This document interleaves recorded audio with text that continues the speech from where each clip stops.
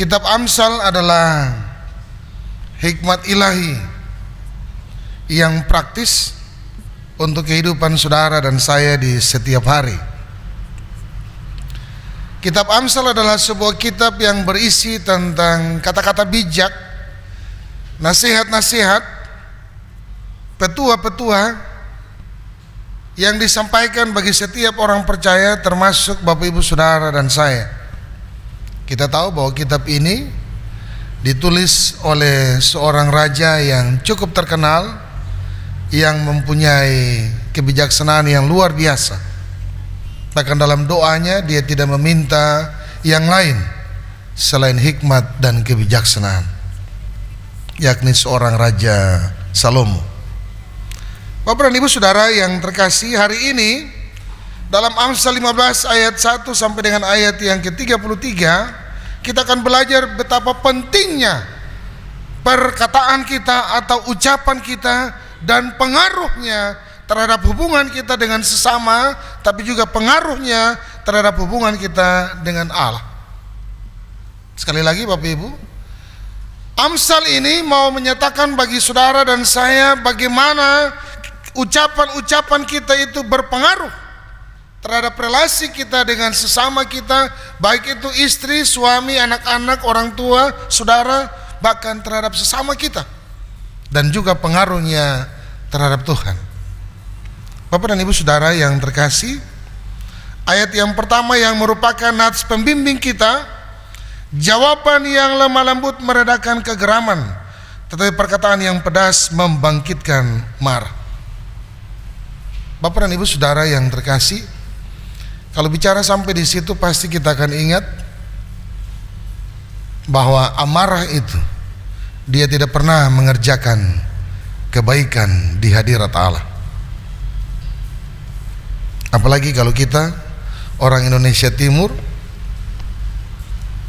ketika ada yang sudah tidak pas di hati, ketika kita sampaikan segala sesuatu, maksud kita baik, tapi kata-kata yang keluar dari bibir mulut kita itu berpengaruh, berdampak bagi orang yang mendengar.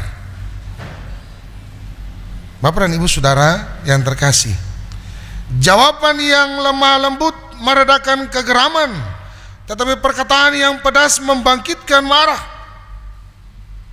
Contohnya ketika seseorang marah kepada kita, teguran itu berupa kemarahan yang disampaikan bagi saudara dan saya, kira-kira bagaimana Pak Bib? Terima tidak? Kalau orang marah pada kita, apakah kita menerima atau tidak?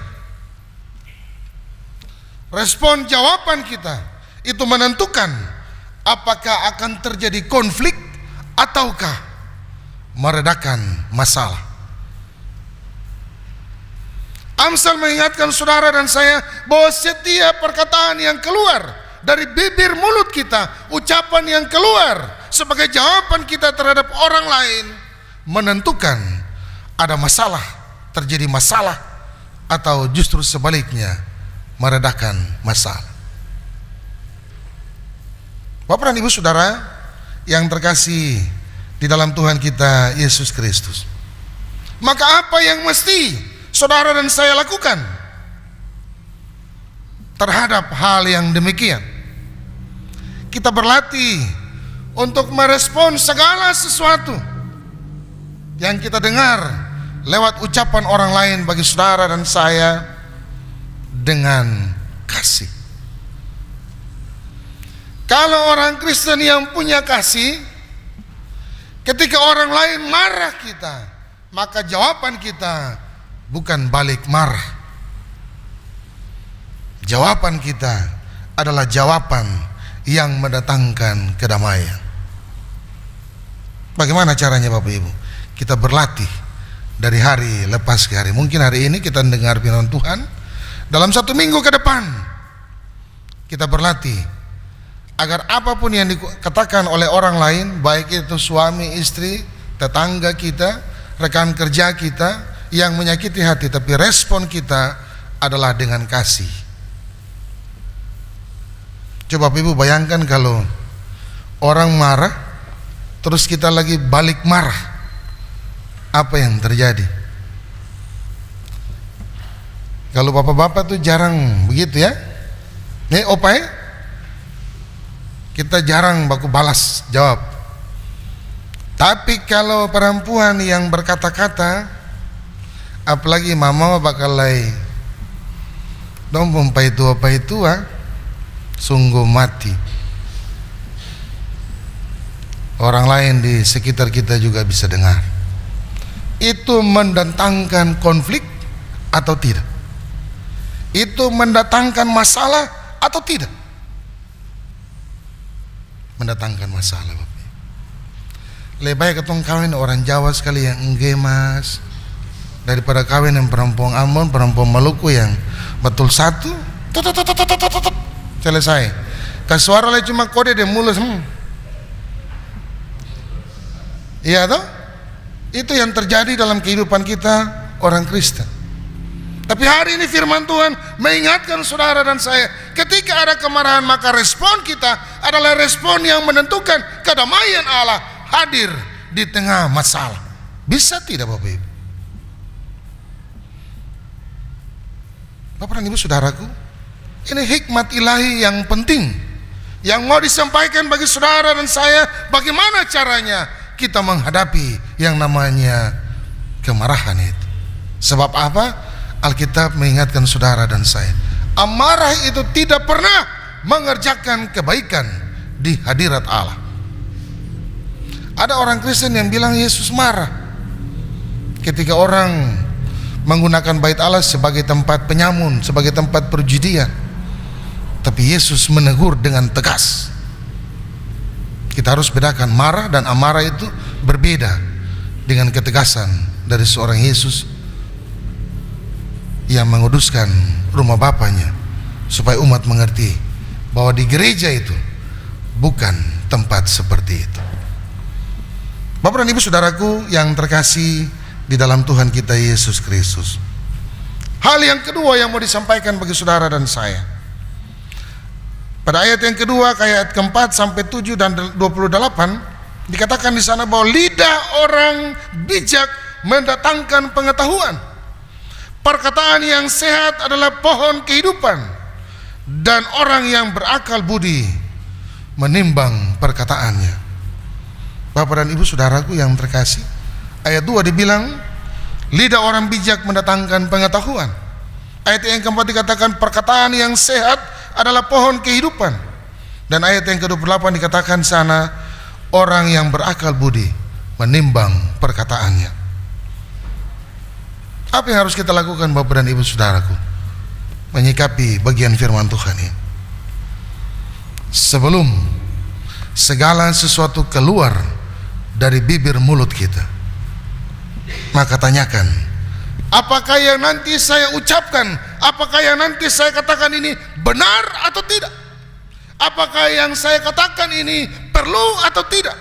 Apakah yang saya katakan ini membangun orang itu atau tidak?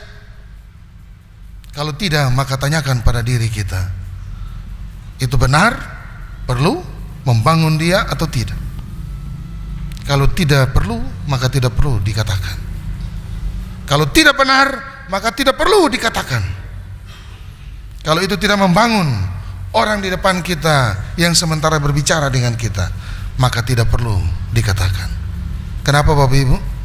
Semakin banyak kita bicara, semakin banyak kita berkata-kata, maka semakin banyak kesalahan yang keluar dari bibir mulut kita. Ini menjadi tanda ingat bagi saudara dan saya. Itu hal yang kedua yang dapat kita pelajari dari bagian firman Tuhan di pagi ini. Hal yang ketiga Bapak Ibu saudaraku, Tuhan mendengar dan Tuhan mengamati setiap saudara dan saya, baik orang benar atau orang fasik. Tuhan mengamati dimanapun kita ada. Jadi hati-hati ketika kita berkata, sebab dengan perkataan kamu dibenarkan, dan dengan perkataan juga kamu disalahkan. Bapak dan Ibu saudara yang terkasih dalam Tuhan kita Yesus Kristus, ayat yang ketiga dikatakan di sana Tuhan melihat segala sesuatu. Ayat yang ke-11 dikatakan di sana bahwa bahkan dunia orang mati pun terbuka di hadapan Allah, dan Ia mendengarkan doa orang benar, ayat yang ke-29. Bapak dan Ibu Saudaraku, artinya apa? Pelajaran yang berharga lewat firman Tuhan saat ini adalah hidup kita itu harus hidup dalam kebenaran. Kenapa demikian? Sebab Tuhan yang kita imani adalah Allah yang hidup dalam kebenaran. Dia memberikan jalan hidup bagi setiap orang yang percaya bagi Allah. Tapi kalau kita sudah menerima Yesus Kristus baru hidup kita tidak dalam kebenaran, maka sesungguhnya kita bukan anak-anak Tuhan.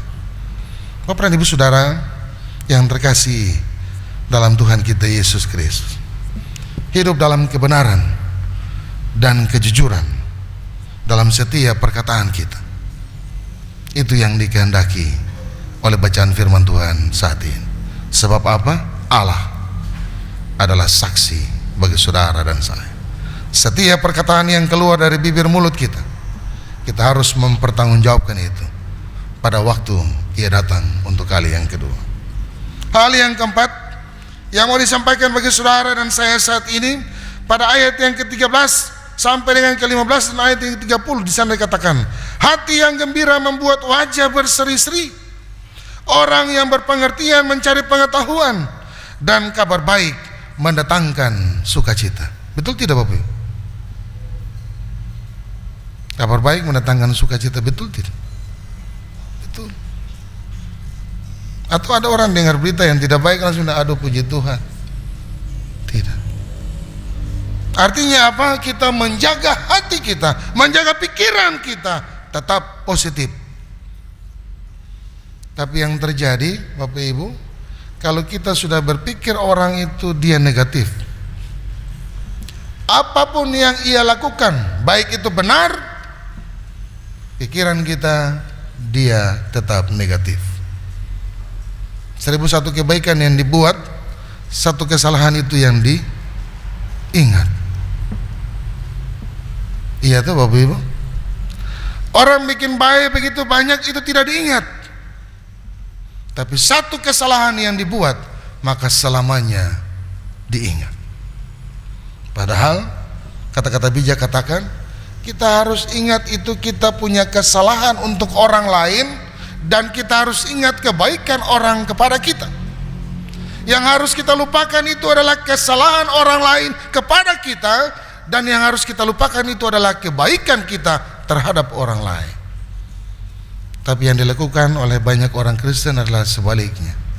Orang pun salah kita ingat, kita pun kebaikan untuk orang kita selalu ingat. Kita lupa dengan kebaikan orang, kita lupa dengan kesalahan kita. Kita paling pandai menilai orang, kita paling pandai berkata-kata tentang orang lain, kita lupa menilai diri kita sendiri. Bapak dan Ibu Saudara yang terkasih dalam Tuhan kita Yesus Kristus, jaga hati dan pikiran yang tetap positif, karena ucapan kita mencerminkan isi hati kita. Matius 12 ayat 34 di sana mengingatkan saudara dan saya. Bapak Ibu bisa buka Matius 12 ayat yang ke-34. Hal yang kelima yang mau disampaikan bagi saudara dan saya, takut akan Tuhan adalah sumber hikmat. Ayat yang ke-16 dan ayat yang ke-33. Lebih baik sedikit harta dengan takut akan Tuhan daripada banyak harta dengan kecemasan. Bapak dan Ibu Saudara yang terkasih dalam Tuhan kita Yesus Kristus, diawali dengan kerendahan hati. Ayat yang ke-33 mengingatkan saudara dan saya, kelembutan dan kebijaksanaan itu lahir dari hubungan kita yang intim dengan Tuhan. Kalau kita bergaul erat dengan Tuhan, dekat dengan Tuhan, maka kata-kata yang keluar dari bibir mulut kita bukan kata-kata yang menghujat, bukan kata-kata yang mendakwa orang, tapi kata-kata yang keluar dari bibir mulut kita adalah kata-kata yang membangun iman seseorang. Oleh sebab itu Bapak Ibu Saudaraku, hari ini kebenaran firman Tuhan ini mengingatkan kita bahwa ucapan kita memiliki kuasa, bisa memuliakan Allah, tapi juga bisa mempermalukan nama Tuhan. Ucapan yang keluar dari bibir mulut kita bisa memulihkan seseorang, tapi juga bisa melukai hatinya. sebagai pengikut Kristus, mari firman Tuhan hari ini mengingatkan kita untuk menggunakan lidah kita untuk memberkati. Efesus 4 ayat 29 mengingatkan saudara dan saya di sana. Nah, yang menjadi tantangan bagi kita saat menghadapi kemarahan, apa yang harus kita buat?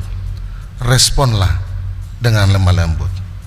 Kita berlatih berpikir sebelum kita bicara,